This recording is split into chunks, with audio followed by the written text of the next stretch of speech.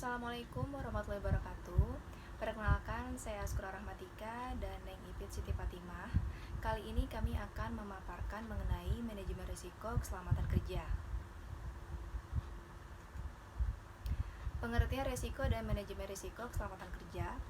Risiko adalah sesuatu yang mengarah pada ketidakpastian atas terjadinya suatu peristiwa selama waktu tertentu, yang mana peristiwa tersebut menyebabkan suatu kerugian, baik itu kerugian kecil yang tidak begitu berarti maupun kerugian besar yang berpengaruh terhadap kelangsungan hidup dari suatu perusahaan.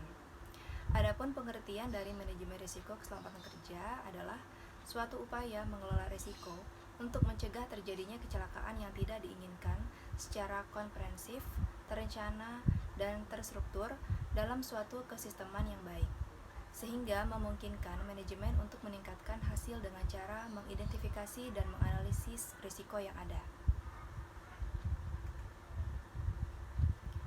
Sumber-sumber penyebab risiko menurut sumber-sumber penyebabnya terbagi menjadi 4. Yang pertama, risiko internal, risiko yang berasal dari dalam perusahaan itu sendiri. Yang kedua, risiko eksternal, risiko yang berasal dari luar perusahaan atau lingkungan luar perusahaan. Yang ketiga, risiko keuangan, risiko yang disebabkan oleh faktor-faktor ekonomi dan keuangan seperti perubahan harga, tingkat bunga, dan mata uang. Dan yang terakhir, risiko operasional, semua risiko yang tidak termasuk risiko keuangan. Risiko operasional disebabkan oleh faktor-faktor manusia, alam, dan teknologi. Selanjutnya, proses manajemen risiko dibagi menjadi 3, yaitu perencanaan manajemen risiko. Perencanaan meliputi langkah memutuskan bagaimana mendekati dan merencanakan aktivitas manajemen risiko untuk proyek. Yang kedua, identifikasi risiko. Tahapan selanjutnya dari proses identifikasi risiko adalah mengenali jenis-jenis risiko yang mungkin dihadapi oleh setiap pelaku bisnis. Yang ketiga, analisis risiko kualitatif. Analisis kualitatif dalam manajemen risiko adalah proses menilai atau asesmen impact dan kemungkinan dari risiko yang sudah diidentifikasi. Pengendalian risiko keselamatan kerja yaitu terdiri dari eliminasi. Pengendalian ini dilakukan dengan cara menghilangkan sumber bahaya. Yang kedua, substitusi, mengurangi risiko dari bahaya dengan cara mengganti proses, mengganti input dengan lebih rendah risikonya. Yang ketiga, engineering, mengurangi risiko dari bahaya dengan metode rekayasa teknik pada alat, mesin, infrastruktur, lingkungan, dan bangunan. Yang keempat, administratif, mengurangi risiko bahaya dengan cara melakukan pembuatan prosedur, aturan, pemasangan rambu, tanda peringatan, training dan seleksi terhadap kontraktor, material serta mesin, cara pengatasan dan penyimpanan pelabelan. Yang terakhir, alat pelindungan diri, mengurangi risiko bahaya dengan cara menggunakan alat pelindungan diri, misalnya safety helmet, masker, safety shoes, coverall, kacamata keselamatan, dan alat pelindung diri lainnya yang sesuai dengan jenis pekerjaan yang dilakukan. Tujuan keselamatan kerja yaitu melindungi dan menjamin keselamatan setiap tenaga kerja dan orang lain di tempat kerja, menjamin setiap sumber produksi dapat digunakan secara aman dan efisien, meningkatkan kesejahteraan dan produktivitas nasional berdasarkan Undang-Undang Nomor 1 Tahun 1970 tentang Keselamatan Kerja. Faktor penyebab kecelakaan. Faktor manusia dipengaruhi oleh pengetahuan, keterampilan, dan sikap. Faktor material yang memiliki sifat dapat memunculkan kesehatan atau keselamatan pekerja. Faktor sumber bahaya dibagi menjadi 2, yaitu perbuatan berbahaya. Hal ini terjadi misalnya karena metode kerja yang salah, keletihan atau kecapean, sikap kerja yang tidak sesuai, dan sebagainya. Yang kedua, kondisi atau keadaan bahaya, yaitu keadaan yang tidak aman dari keberadaan mesin atau peralatan, lingkungan, proses, dan sifat pekerjaan. Yang terakhir, faktor yang dihadapi, misalnya kurangnya pemeliharaan atau perawatan mesin atau peralatan sehingga tidak bisa bekerja dengan sempurna. Alat penanganan dalam menjaga keselamatan kerja yang pertama yaitu alat pelindung diri atau APD.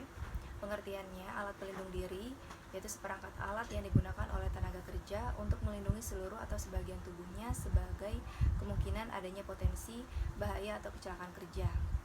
APD dipakai sebagai upaya terakhir dalam upaya melindungi tenaga kerja apabila usaha rekayasa dan administratif tidak dapat dilakukan dengan baik. APD juga merupakan kelengkapan yang wajib digunakan saat bekerja sesuai kebutuhan untuk menjaga keselamatan pekerja itu sendiri dan orang di sekelilingnya. Ada tujuan dan manfaat alat pelindung diri, yaitu yang pertama, melindungi tenaga kerja apabila usaha rekayasa atau engineering dan administratif tidak dapat dilakukan dengan baik. Yang kedua, meningkatkan efektivitas dan produktivitas kerja. Yang ketiga, menciptakan lingkungan kerja yang aman. Manfaat dari penggunaan alat pelindung diri atau APD antara lain, yang pertama, untuk melindungi seluruh atau sebagian tubuhnya terhadap kemungkinan adanya potensi bahaya atau kecelakaan kerja. Yang kedua, mengurangi risiko penyakit akibat kecelakaan. Yang kedua yaitu ada alat yang dinamakan dengan detektor kebakaran. Ialah alat untuk mendeteksi kebakaran secara otomatis yang dapat dipilih tipe yang sesuai dengan karakteristik ruangan. Diharapkan dapat mendeteksi secara cepat, akurat, dan tidak memberikan informasi palsu. Detektor kebakaran ini dipasang di tempat yang tepat sehingga memiliki jarak jangkauan penginderaan yang efektif sesuai dengan spesifikasinya. Yang ketiga yaitu alat yang dinamakan dengan detektor asap. Ialah peralatan suatu alarm kebakaran yang dilengkapi dengan suatu rangkaian dan secara otomatis mendeteksi kebakaran apabila menerima partikel-partikel asap. Jenis detektor ini diantaranya yaitu ada detektor ionisasi dan juga ada detektor fotolistrik. Yang keempat yaitu alat pemadam api ringan atau APAR. Ialah alat yang ringan serta mudah digunakan oleh satu orang untuk memadamkan api pada awal terjadinya kebakaran. Berikut ini beberapa media pemadam api yang pada umumnya dipakai sebagai APAR. Yang pertama yaitu tepung kimia kering, yang kedua yaitu air, yang ketiga yaitu busa atau foam, yang keempat halon atau cairan mudah menguap, dan yang kelima yaitu CO2. Dan alat yang kelima yaitu dinamakan dengan hidran. Hidran adalah rangkaian yang digunakan untuk memadam kebakaran dengan bahan utama air. Ada hidran yang dipasang di luar ataupun di dalam gedung. Hidran biasanya dilengkapi dengan selang atau fire hose yang disambung dengan kepala selang atau nozzle yang tersimpan rapi di dalam suatu kotak hidran baja dengan warna cat merah mencolok. Yang keenam yaitu ada sistem sprinkler.